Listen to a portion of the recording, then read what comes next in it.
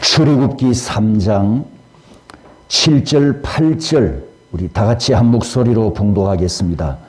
여호와께서 이르시되 내가 애굽에 있는 내 백성의 고통을 분명히 보고 그들이 그들의 감독자로 말미암아 부르짖음을 듣고 그 근심을 알고 내가 내려가서 그들을 애굽인의 손에서 건져내고 그들을 그 땅에서 인도하여 아름답고 광대한 땅 젖과 꿀이 흐르는 땅 곧 가나안 족속, 헷 족속, 아모리 족속, 브리스 족속, 히위 족속, 여부스 족속의 지방에 데려가려 하노라. 아멘. 서로 축복하겠습니다. 하나님께서 당신을 사랑하십니다. 억수로 사랑하신답니다. 바이러스가 시작되고 나서 제게 습관이 하나 생겼습니다. 예배 전 의자에 앉아서 찬양을 부르다가 한 번씩 뒤로 쑥 쳐다보고 오늘은 누가 안 왔나, 오늘은 누가 결석했나, 이 습관이 생겼어요. 그래서 눈에 안 보이는 교인은 또 집에서 대기 중인가 보다 이렇게 짐작을 하는 묘한 버릇이 하나 생겼습니다. 오늘도 결석한 성도님들이 몇 가정 됩니다.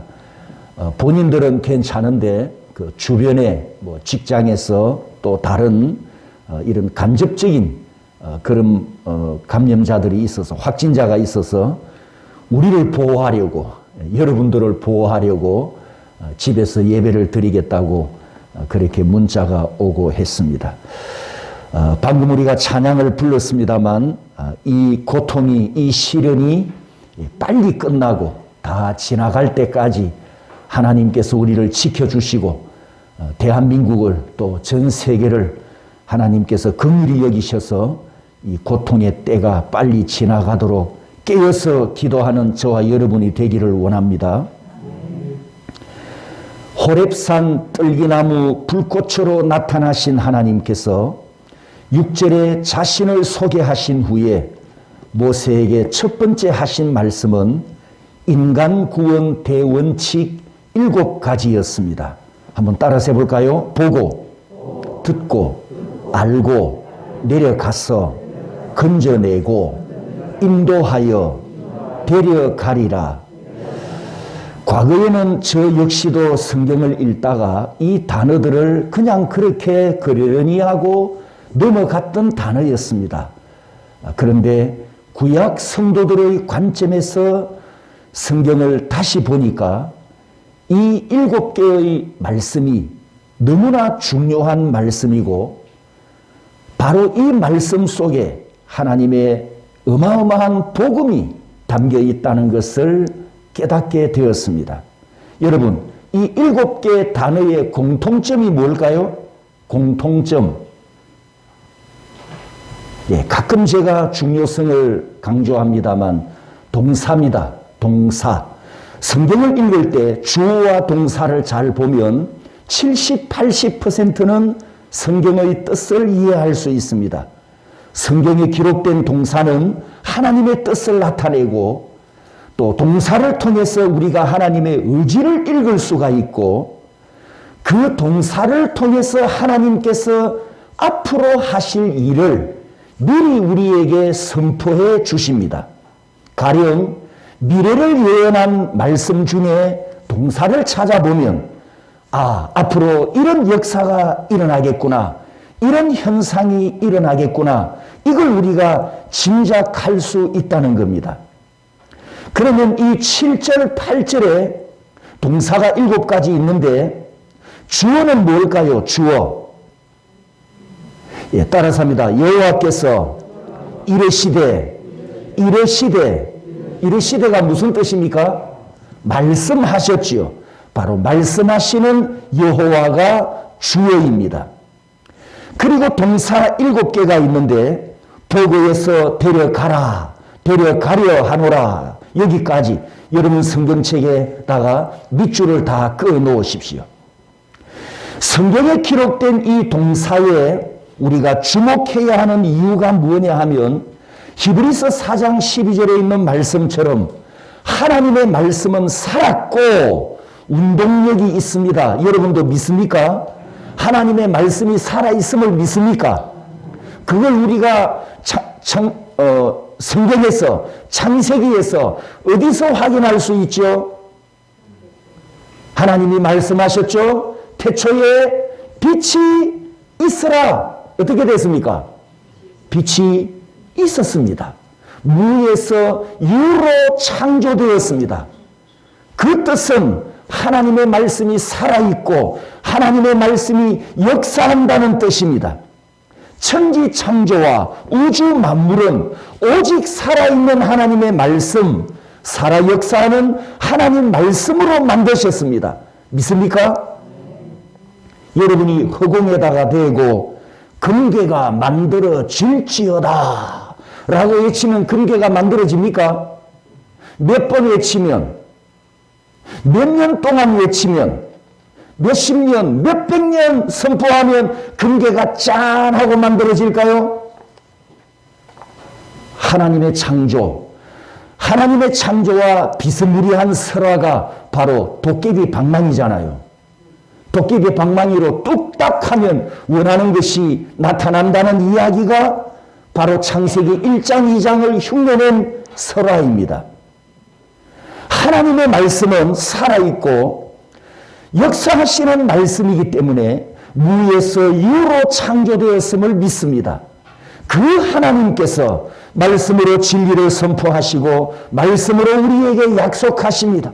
그리고 변함없이 살아있는 말씀으로 오늘도 나에게, 우리에게 역사하시는 아버지 하나님이십니다. 성도 여러분, 하나님의 말씀이 살아있음을 믿는 자는 하나님의 영광을 볼 것이고 말씀이 살아 역사함을 믿는 자는 성취되는 복을 받게 될 것이고 살아 움직이는 말씀을 믿고 따라가면 하나님의 역사의 주인공이 될 줄 믿습니다. 신명기 6장 4절에 따라서 볼까요? 이스라엘아 들으라. 쇠마 이스라엘. 예, 우리말 성경에는 이스라엘이 앞에 오지만 히브리어 구약 성경은 항상 동사가 첫 단어로 기록된다는 것을 유의하십시오. 따라서 합니다. 쇠마 이스라엘. 들으라 이스라엘. 하나님의 말씀이 이렇게 선포되면 구약 성도들은 이렇게 응답했다고 합니다. 말씀하옵소서 주의 종이 듣겠나이다. 사무엘상 3장 10절에 보면 어린 사무엘이 하나님의 성전에서 사무엘아 사무엘아 부르는 음성을 듣습니다. 엘리 제사장의 가르침을 받고 이 사무엘이 자기를 부르는 음성을 듣고 반응을 나타내 보였습니다. 말씀하옵소서 주의 종이 듣겠나이다. 모세 이후에 모세가 창세기부터 5권의 성경책을 기록하지 않았습니까? 모세 이후의 구약 성도들은 하나님의 말씀이 선포되면 말씀하옵소서 우리가 듣겠나이다. 이렇게 하나님 앞에 반응을 보였다고 합니다. 이렇게 긴 글을 히브리어로 딱 3글자로 줄일 수가 있는데 따라서 볼까요? 니슈마. 그냥 니슈마 이렇게 읽습니다만 제가 좀 감정을 넣어서 길게 뺍니다. 한 번 더 해볼까요? 니슈마. 이 니슈마 뜻이 말씀하옵소서 주의 종이 듣겠나이다 라는 구약 성도들의 반응, 고백이었습니다. 선지자를 통해서 혹은 설교자를 통해서 그때는 구약시대는 율법책을 읽는 것이 설교였잖아요. 읽는 것. 이 율법책이 읽어지고 이 율법책을 읽고 선언하면 구약 성도들이 니슈마 말씀하옵소서 우리가 듣겠나이다 이렇게 응답했다고 합니다. 오늘도 하나님의 말씀 앞에 모인 저와 여러분들이 말씀하옵소서 우리가 듣겠나이다 이렇게 고백하는 여러분이 되기를 원합니다. 살아 역사하시는 하나님의 말씀, 살아있는 이 말씀이 오늘은 이곳에서는 제 입을 통해 여러분에게 선포될 때 여러분에게 니슈마 듣는 복이 있기를 축복합니다. 오늘 본문에 기록된 인간 구원 대원칙 7가지는 창세기 이후로 최초로 하나님께서 선언하신 말씀이고, 이 7가지 원칙을 가지고 요한계시록 22장까지 이루어가면서 하나님의 백성들을 구원하시는 하나님의 구속 역사가 진행되는 것을 우리가 성경 전체에서 보게 됩니다. 그러니까 이 7가지 단어를 통해서 하나님께서 장차 이 세상을 어떻게 구원할 것인가, 죄인들을 내가 어떻게 구원할 것인가, 정성원을 어떻게 구원할 것인가, 정성원을 구원하기 위해서 내 독생자 예수 그리스도를 언제 어느 때에 이 세상에 내려보낼 것인가, 이 모든 하나님의 구원 플랜이 이 7가지 동사를 통해서 하나님이 계획하셨고 뜻을 정하셨고, 그것을 우리에게 모세 때에 모세를 통해서 오늘 이 본문 처음으로 성경 최초로 우리에게 알려주신 중요한 말씀이라는 겁니다. 이 7개 중에 따라서 합니다. 보고, 듣고, 알고, 이 3개를 감정동사라고 합니다. 또 따라서 합니다. 내려가서 건져내고 인도하여 데려가리라, 이 4가지를 사역동사라고 합니다. 감정동사란 인간의 감정에 하나님께서 반응하시면서 움직이시는 것이고, 우리 인간의 감정에 하나님도 공감하시고 우리 인간을 향하여 바라보시고 인간을 향하시는 하나님의 사랑의 언어, 따라서 합니다. 하나님의 사랑의 언어. 그게 뭐라고요? 그 언어가? 따라서 합니다. 보고, 듣고, 알고, 이 3개란 말입니다. 보고, 듣고, 알고가 하나님께서 나를 사랑하시는 하나님의 사랑의 언어로 이 성경에 기록된 겁니다. 밖에 나가서 재밌게 뛰어놀던 아이가 배가 고파요. 출출해져서 집으로 뛰어 들어오면서 외칩니다. 엄마, 배가 억수로 고파요. 그런데 엄마는 아이를 쳐다보지도 않고 드라마를 보고 있으면서 대답만 합니다. 그래, 네 알아서 챙겨 먹어라. 이렇게 대답하는 엄마는 친모, 계모. 예, 계모일 가능성이 높죠. 그럼 친모라면 어떻게 대답해야 됩니까? 어떤 반응을 보여야 합니까? 그 아이를 덥석 품에 안고 뽀뽀를 하고 등을 쓰다듬고 머리를 쓰다듬어 주면서 아이고 내 새끼 배가 고팠죠? 엄마가 빨리 맛있는 거 만들어 줄게. 이런 반응을 보여야 누구라고요? 친모잖아요. 따라서 합니다. 보고, 듣고, 알고, 하나님께서 자기 자녀들을 향하여 반응을 나타내시는 공감 정도가 아니라 하나님의 자비, 하나님의 긍휼, 아버지의 사랑이 담겨있는 하나님의 사랑의 언어입니다. 여러분, 특히 이 3개의 감정 동사 중에 따라서 합니다. 야다, 알고, 이 단어를 유의하시기 바랍니다. 성경에서 야다라고 하는 단어가 200번 가까이 사용되는데 아주 독특한 의미로 쓰여졌습니다.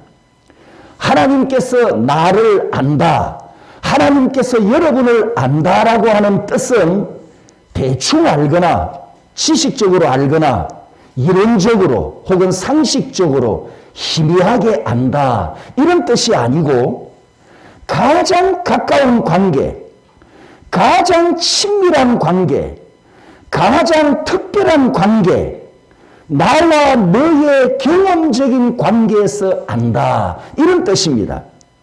자, 예를 두 가지 예를 들어보겠습니다. 여러분 아프리카 다 알죠? 아프리카. 아프리카 압니까? 어떻게 알고 있습니까? 가봤습니까? 안 가봤잖아요. 그런데 어떻게 알아요? 상식적으로 알아요. 지식적으로 알아요. 대구 시민 여러분, 달성공원 아십니까? 알죠? 어떻게 압니까? 가봤어요. 들어가면 중앙에 뭐가 있죠? 중앙에 한가운데 뭐가 있습니까? 넓은 잔디밭이 있어요. 오른쪽으로 올라가면 첫 번째 만나는 짐승이 얼룩말과 사슴입니다. 그리고 그 잔디밭 주변에는 수백 년 된 큰 나무들이 있어요. 한 바퀴 돌면서 동물원을 구경할 수 있습니다. 나는 달성공원을 이렇게 압니다. 어떻게 알아요? 내가 경험적으로 알아요. 가봤거든. 그러니까 아프리카를 아는 거하고 내가 달성공원을 아는 것 완전히 천지 차이잖아요. 지식적으로 아는 것과 경험적인 관계로 아는 것. 그리고 두 번째 예는 제가 자주 예를 씁니다. 저는 목사입니다. 저는 많은 여인을 알고 있습니다. 의심할 수 있잖아, 그죠? 야, 우리 목사님이 많은 여인을 알고 있대. 그런데 그 중에서 최정순이라고 하는 한 여인을 내가 특별히 알고 있습니다. 많은 여인을 알고 있는 것은 지식적으로 상식적으로 아는 거지만 최정순이라고 하는 그 여인은 내 아내이기 때문에 다른 여인을 아는 것과 다른 거예요. 그래서 이 야다라, 구약 성경에 이 야다라는, 안다라는 단어가 어디에 쓰여졌느냐 하면 동침, 부부가 동침할 때 이 단어를, 똑같은 단어를 썼습니다. 특별한 관계, 아주 친밀한 관계, 제일 가까운 관계, 그 속에 그 관계 가운데 내가 너를 안다, 이런 뜻입니다. 하나님께서 우리를 이렇게 아신답니다. 하나님께서 여러분을 이렇게 아신답니다. 여러분 한 분 한 분을 특별히 사랑하시는 가장 가까운, 가장 친밀한 관계로 하나님께서 야다, 우리를 아신답니다. 할렐루야. 여러분 예수를 믿습니까? 영원히 구원해 주실 것을 확실하게 100% 믿습니까? 제가 반대 질문을 가끔 하죠. 여러분은 예수님을 100% 믿는다는데 반대로 예수님은 여러분을 믿어주실까요? 예수님은 나를 100% 믿어주실까요? 이 반대 질문처럼 하나님께서 나를 이렇게 아시고 하나님께서 나를 이렇게 100% 사랑해 주시는데 반대로 나는 하나님을 얼마나 알고 있습니까? 나는 하나님을 어떻게 알고 있습니까? 나는 하나님을 어떻게 알았습니까? 어떤 사람은 성경에 기록된 말씀만 읽고도 하나님을 알고 믿음을 가집니다. 또 어떤 사람은 경험을 통해서 하나님을 알아갑니다. 충격을 받는 어떤 사건에서 고통을 당하다가 하나님께서 극적으로 살려주시고 그 고통에서 건져주시는 경험을 하면서 아, 하나님께서 나를 이렇게 사랑하셨구나, 하나님께서 나를 이렇게 건져주셨구나, 이렇게 확인하면서 믿음을 가집니다. 그런데 문제는 누구에게 있느냐? 이것도 아니고 저것도 아니고 말씀을 읽어도 믿음이 없고 경험을 해도 하나님을 향한 확신이 없고 이렇게 하나님을 믿지 못하는, 전적으로 믿지 못하는 어린 아이와 같은 믿음을 가진 연약한 성도들이 있습니다. 하나님께서 나를 사랑하시는지 확신이 없습니다. 하나님께서 나를 구원하신다는 구원 확신도 없습니다. 목사님이 설교 시간에 믿어라, 믿어라, 믿습니까? 이렇게 외치니까 믿어주는 믿음, 예, 그러면 할 수 없이 믿어드릴게요. 믿어주는 믿음, 이 수준에 머물러 있단 말이죠. 인격적으로 하나님을 알지 못하고, 인격적으로 하나님을 경험하지 못하고, 인격적으로 하나님에 대한 믿음이 없습니다. 그러다가 더 심해지면 하나님이 진짜 살아 계실까 의심하는 단계까지 떨어집니다. 여러분, 이렇게도 안 되고 저렇게도 안 되는 이런 사람들에게 효가 있는 게 딱 하나가 있습니다. 뭔지 아십니까?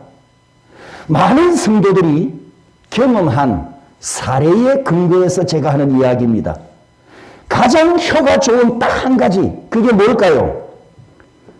바로 하나님의 손에 드는 몽둥이라는 방법입니다. 하나님의 몽둥이를 한번 맞고 나면 그때 정신이 번쩍 들어가지고 그때서야 두 손 들고 항복하면서 믿습니다, 믿습니다 외치는 성도들이 많더라고요. 아픈 경험을 통해서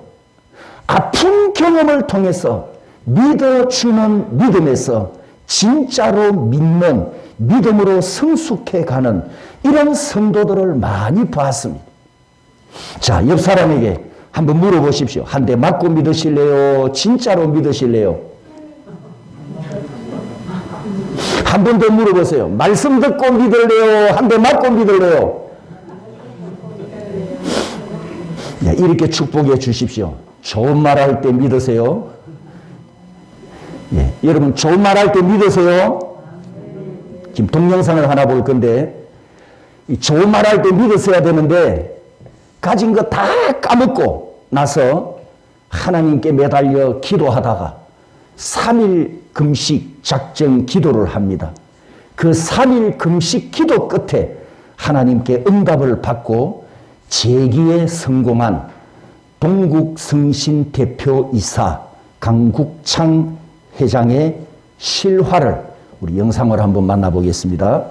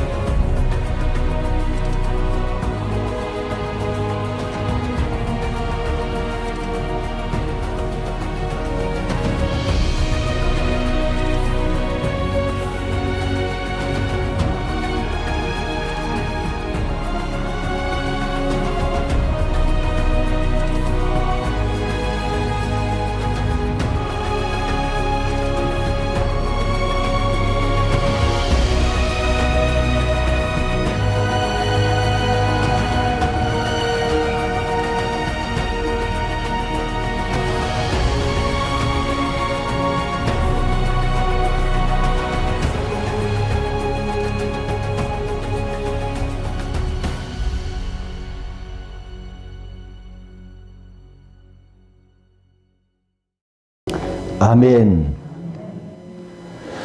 성도 여러분, 혹시 아직 하나님을 경험하지 못해서 확신이 서질 않습니까? 그래서 천국을 향한 산소망도 흔들리고 있습니까?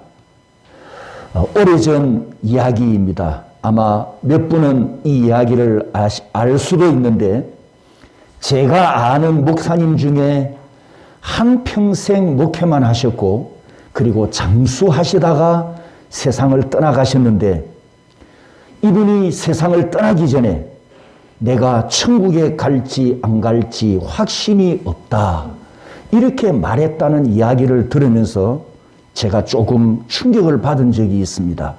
아니, 평신도도 아니고 평생을 목회만 해 오신 목사님도 구원 확신에 흔들렸다? 이게 제가 이해가 안 됐어요. 여러분은 어떻습니까? 여러분은 어떤 믿음을 갖고 있습니까? 여러분은 아버지 하나님을 어떻게 알고 있으며 얼마나 알고 계십니까? 오늘 말씀에 하나님께서는 여러분을 보고 여러분을 듣고 여러분을 알고 계신답니다. 한 분 한 분 여러분들을 하나님은 친밀하게 알고 계시고 사랑의 관계로 여러분을 알고 계시며 여러분을 세밀하게 알고 계신답니다. 할렐루야. 하나님을 알고 싶으십니까?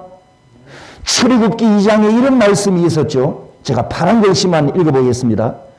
탄식하며 부르짖으니 부르짖는 소리가 하나님께 상달된지라.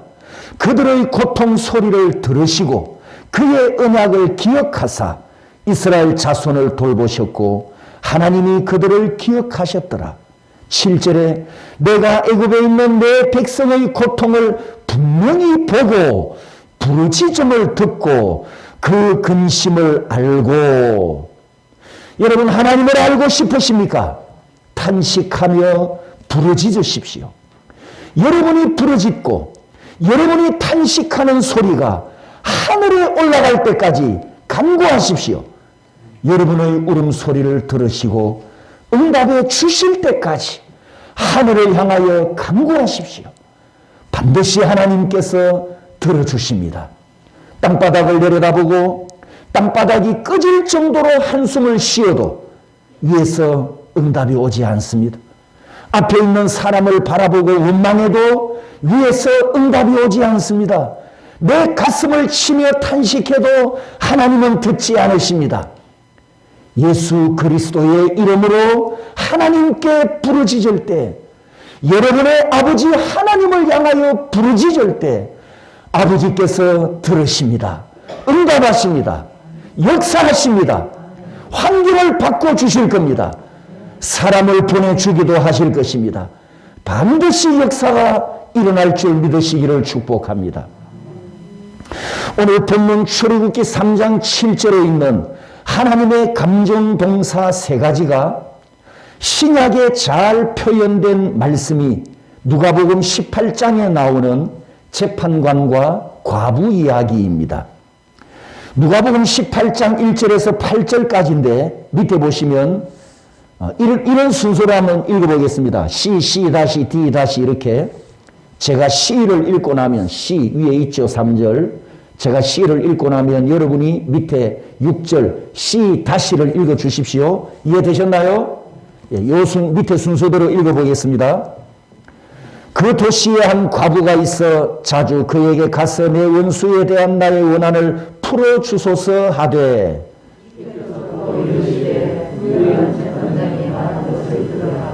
D입니다. 그가 얼마 동안 듣지 아니하다가 후에 속으로 생각하되 내가 하나님을 두려워하지 않고 사람을 무시하나.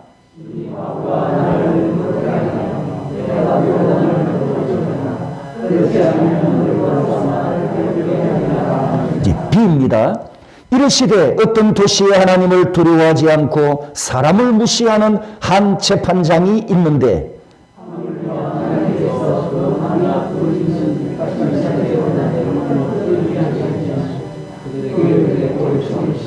마지막 A입니다. 예수께서 그들에게 항상 기도하고 낙심하지 말아야 할 것을 비유로 말씀하여,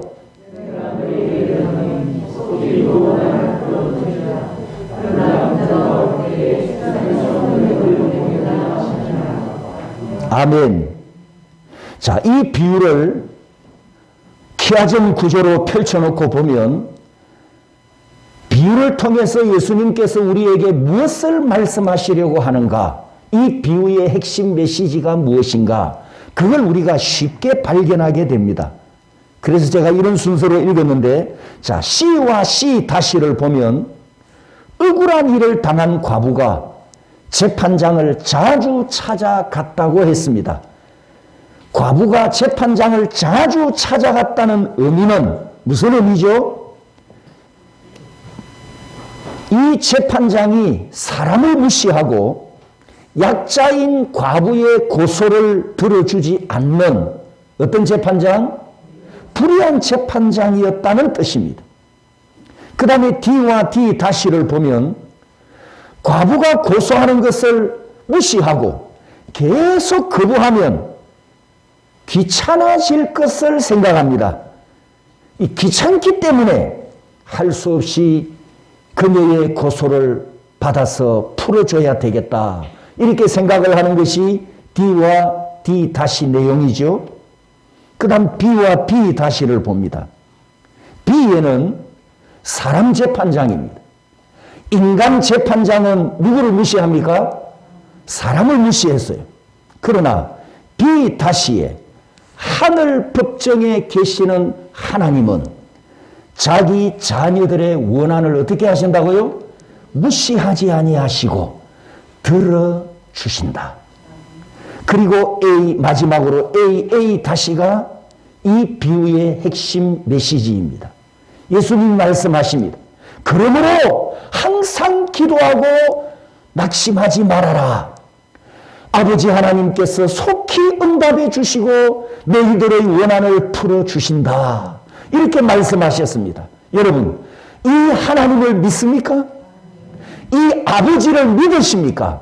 그럼 우리가 뭘 해야 됩니까? 어떻게? 항상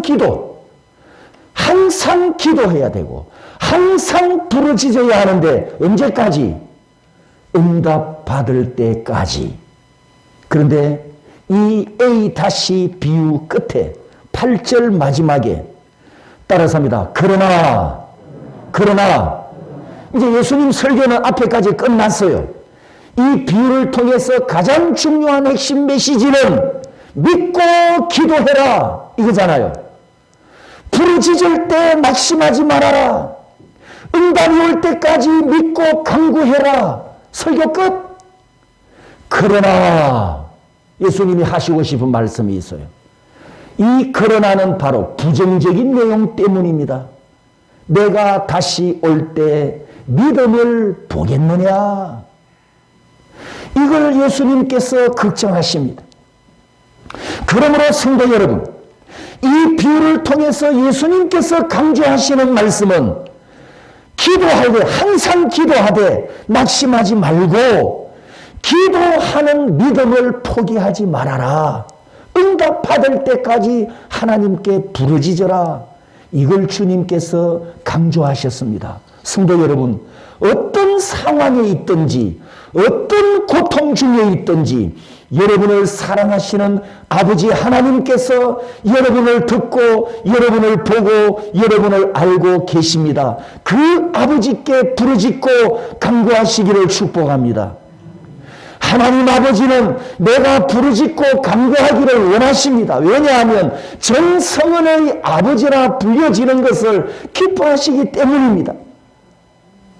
우리가 기도할 때 주님이 가르쳐 주신 것처럼 하늘에 계신 아버지여 이렇게 기도를 시작하지 않습니까? 하나님께서 자신을 아버지라 부르는 것을 기뻐하시고 전성원이 하나님을 아버지라 부르짖을 때 전성원의 아버지로 불리는 것을 하나님은 굉장히 기뻐하십니다. 그래서 예수님께서 이렇게 기도하라고 가르쳐 주셨습니다. 하늘에 계신 아버지여, 하늘에 계신 전성원의 아버지여, 여러분이 이렇게 기도할 때 그 아버지는 기뻐하시고 여러분을 보시고 여러분의 부르짖음을 들으시고 여러분을 잘 아시기 때문에 여러분의 기도를 들으시기 위해 오늘 본문 8절에 따라서입니다. 내려갔어. 내가 내려갔어. 이렇게 말씀하시잖아요. 왜 내려오십니까? 응답해 주시려고. 내가 부르짖는 기도 자리에 아버지께서 내려오십니다. 내가 고통당하는 현장에 아버지께서 직접 내려오십니다. 내가 무거운 짐을 지고 탄식하는 삶의 현장에 아버지께서 직접 내려오셔서 응답해 주시고 해결해 주시고 회복해 주시고 구원해 주십니다. 내 아버지는 사랑의 하나님이십니다. 여러분의 하나님은 사랑의 아버지이십니다. 응답받을 때까지 포기하지 말고 믿음의 강구로 부르짖는 여러분이 되시기를 주님의 이름으로 축복합니다.